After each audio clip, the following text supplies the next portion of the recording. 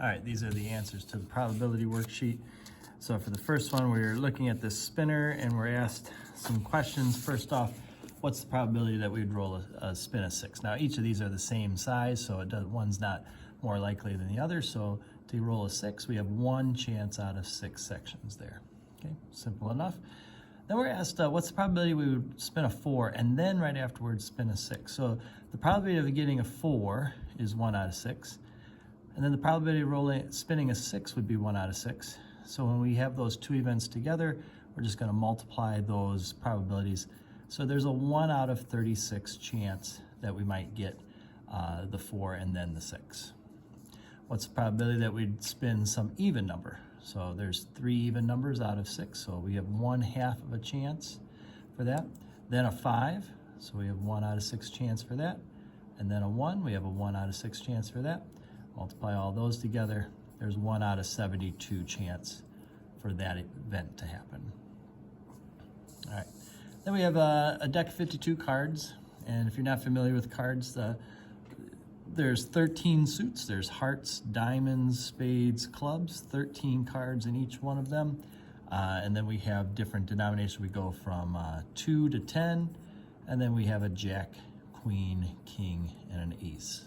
So that's how cards work. And so it says, what's the probability that you would pick a king and a diamond if you just pick one card out of the deck? Well, there's only one king of diamonds, so you only have 1 chance out of 52 of getting both a king and a diamond at the same time. But if you were to say, what's the probability that I would get a king or a diamond? Well, there are 4 kings, there are 13 diamonds, so that's 17, but one of those cards is in both of them, right? The king of diamonds is included in both of them. So we would take that out. So in other words, there are 16 kings or diamonds in a deck of 52. And we could leave that, or if you wanted to reduce it down to 4 out of 13, that's fine too. Okay. A spade or a club, there are 13 spades, there are 13 clubs. There are no cards that are both of those, so you have a 26 out of 52 or 1/2 chance of picking either a spade or a club. A 4 or 5, there are 4 fours, there are 4 fives, there's no cards that are both, so you have an 8 out of 52 or 2/13 chance of doing that. And then a 6 and a face card. Now the face cards are the jack, queen, king. A 6 doesn't have a face on it, so to pick a card that had a 6 and a face on it, you have no chance. 0 out of 52. All right, sticking with cards, now what we're saying is let's find the probability of doing these events, both if we replace the card that we just took, and then what if we don't replace the card. So we'll start what if we replace? What's the probability that we would pick a club and then a spade if we would put the first card back in, shuffle it up, and try again? So there are 13 clubs in the deck out of 52 cards. There are 13 spades in the deck out of 52 cards.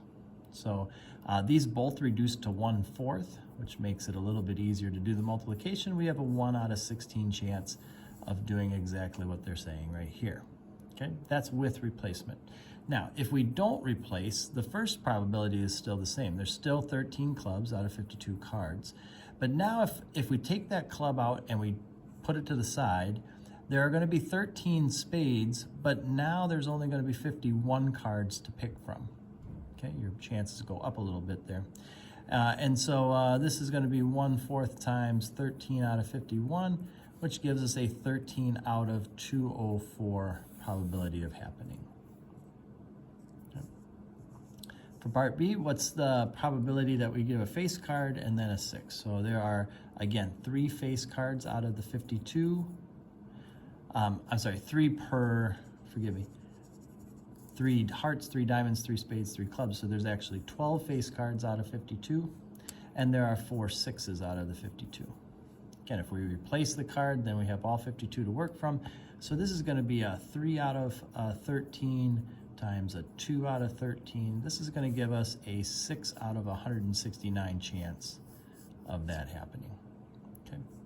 But if we don't replace, there's still a 12 out of 52 chance we get the face card, but once we've pulled the face card, now we have a 4 out of 51 chance of getting the 6. And so this is going to give us a 3 out of 13 times 4 out of 51. If we work that out, we're going to get a 12 out of, let me do this real quick, 663 chance of that happening. Okay. So you can see like the ideas are the same, like the probabilities are very similar. It's just instead of having 52 cards to pick from, if we don't replace it, then we have one less than that, right? So what's the probability that we'd pick a king, then a queen, then a jack? So there are 4 kings in the deck. There are 4 queens in the deck. There are 4 jacks in the deck. All right, so that gives us a 1 out of 13, 1 out of 13, 1 out of 13. If we multiply all of that together, we're going to get a 1 out of 2,197 chance of that happening. Okay, but that's if we replace it and still have 52 cards to pick from. If we pick a king, we got a 4 out of 52 chance of doing that. Then if we keep the king on of the deck, then for the queen, there'll be 4 queens out of 51 cards to pick from. If we keep that queen out, now the king and queen are out, we'll have 4 out of 50 chance here. All right, so that's a 1 out of 13. This doesn't reduce. This is going to go down to 2 out of 25, which is going to give us then an 8 out of, let me multiply here, 13 times 51 times 25, 16,575. That'll be our chances of that happening there. Okay. So what's the probability that you would pick 3 consecutive hearts from a standard deck if you don't replace it? So you're going to pull the heart out, put it to the side, try to pull another one. So there are 13 hearts in the deck out of 52 cards. That's to start with. If you pull that heart out and you keep it out of the deck, then there's going to be 12 hearts left over out of 51 cards left. And if you happen to pull one of those 12 out and keep it off to the side, now there's only 11 hearts to pick from out of the 50 cards there. So again, we're pulling that card out, putting it to the side, not putting back in. This then would be what we work with. And if we just go ahead and multiply this, it's going to give us 1,716 over 132,600. And if let me see if I can make that into a fraction real quick.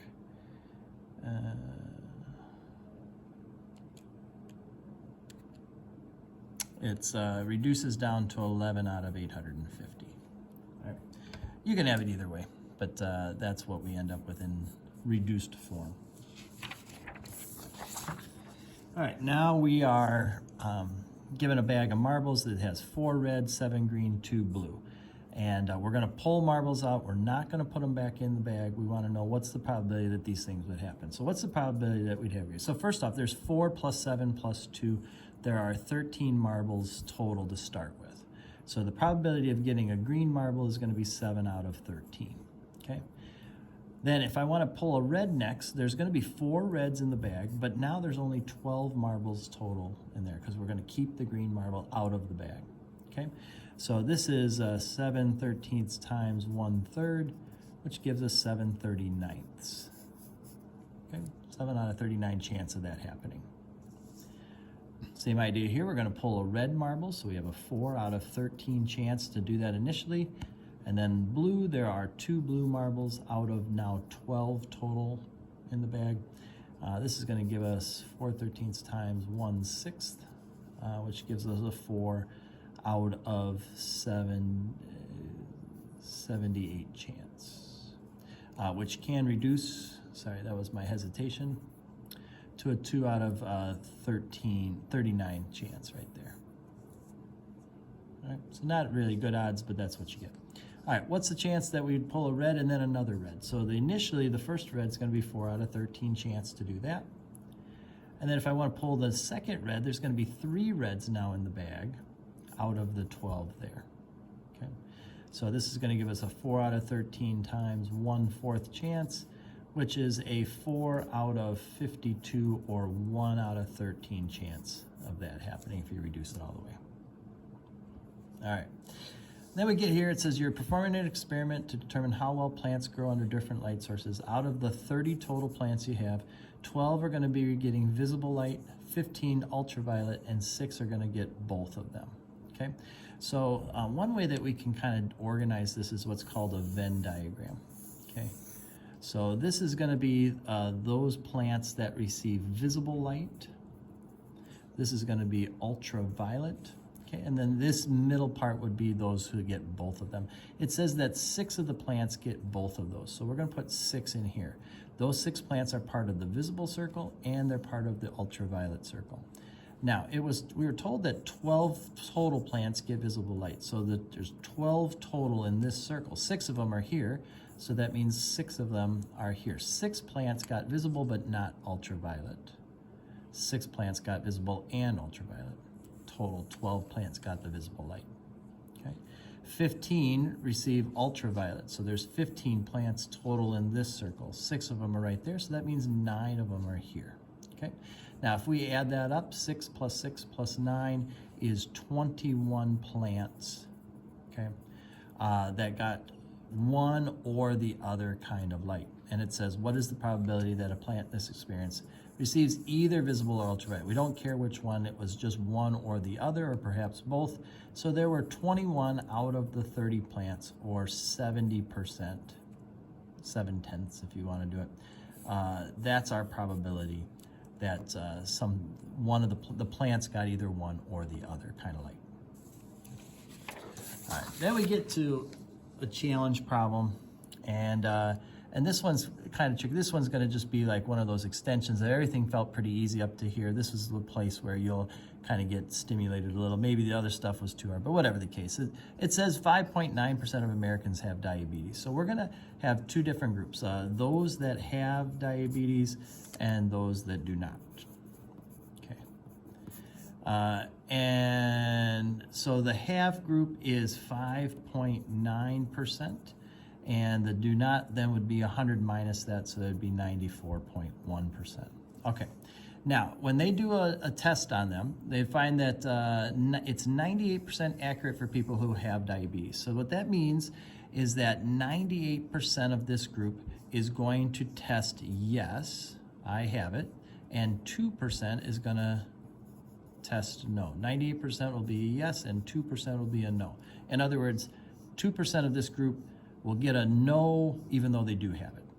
98% will get a yes even though they do have it. So what we're going to do is we're going to figure out what that is. So we're going to go 5.9%, 5.9, and we're going to multiply it by 98%, 0.98, and that gives us 5.782.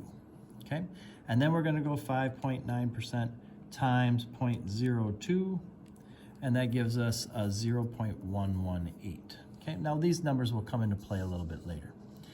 Then it says that this test is 95% accurate for people who do not have it. What that means is that 5% of this group will click yes, and 95% of this group will get a no. Okay, so if I take 94.1 times 0.05, I get 4.705. And if I take 94.1 times 0.95, I get 89.395. Okay, now, what does this all mean? They're asking, what is the conditional probability? What's the probability that if you select a person that has tested yes, okay, so their test came back yes, what's the probability that they do have diabetes, okay? So what we're going to do is we're going to find out what was the total yes divided by those that have diabetes within that group, okay? That's going to be our thing. So the total yes, we had 5.782 here, we had 4.705 here. So we're going to add those two numbers together. 5.782 plus 4.705, and that gives us a 10.487. Now I know that we're talking about people and these decimals can be a little confusing, but we're just using them as kind of placeholder. We could multiply by 1,000 and then talk about 10,487 people, whatever. But you get the idea that this is the number that represents the total of the yeses. But out of that group, 5.782 of them were in the I do have diabetes. The others were not, right? So if we take these two and divide it, let's go 5.782 divided by 10.487. We're going to end up with 0.5513, which is good enough. So what that means is we get 55.13%. Now, what does that mean in terms of this? That means if you test yes, there's a 55.13% chance that you have diabetes. Now, that's not a very good test to confirm that you have it, but this is probably a really good screener to say that you don't. So if you test yes and it's only a 55% chance that you have it, we probably need a second test, right? One that's better at determining whether you do or don't.